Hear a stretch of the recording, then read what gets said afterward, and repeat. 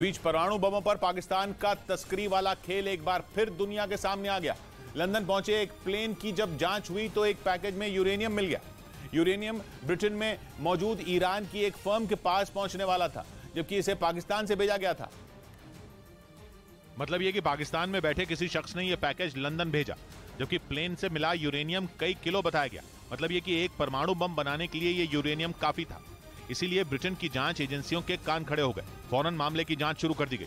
ये plane Oman होते हुए लंदन के हीथ्रो एयरपोर्ट पर पहुंचा था। पैकेज में कुछ दूसरे मेटल के बीच यूरेनियम को छिपाया गया था।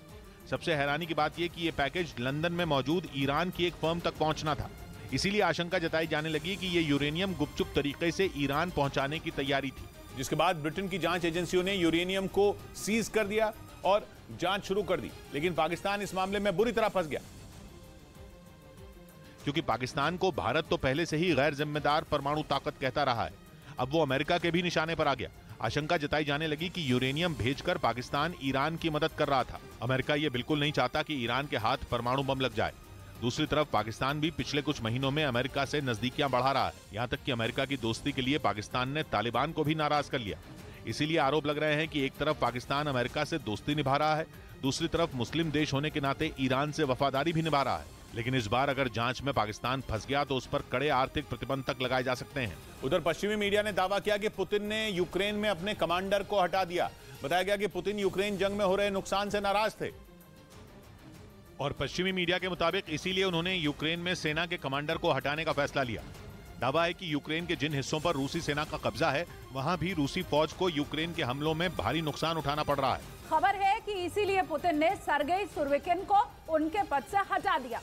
सर्गेई को पुतिन ने 3 महीने पहले ही यूक्रेन में सेना के कमांडर की जिम्मेदारी सौंपी थी, जिसके बाद दावा है कि उन्होंने ड्रोन और मिसाइल हमलों से यूक्रेन की सेना को भारी नुकसान पहुंचाया था। लेकिन खबर है कि खैरसॉन से रूसी सेना के पीछे हटने के बाद से ही पुतिन सर्गेई सुरोविकिन पर आग बबूला हो गए थे, क्योंकि उन्हें जंग में मन मुताबिक कामयाबी नहीं मिली।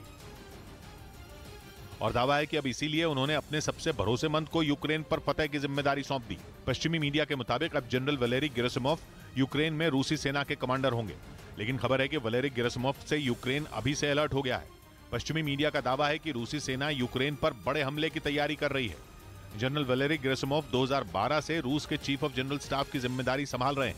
इन्हें पुतिन का काफी करीबी माना जाता है। लेकिन पश्चिमी मीडिया का यह भी दावा है कि पुतिन ने यूक्रेन जंग में वैगनर ग्रुप के बढ़ते प्रभाव को देखते हुए वलेरी गेरासिमोव को यूक्रेन फतह की जिम्मेदारी सौंपी, क्योंकि वैगनर ग्रुप के मालिक येवगेनी प्रिगोजिन को रूस की सत्ता का अगला दावेदार कहा जा रहा है। यही नहीं, एक दिन पहले ही वैगनर ग्रुप ने बखमूत के एक बड़े इलाके पर कब्जे का भी दावा किया था।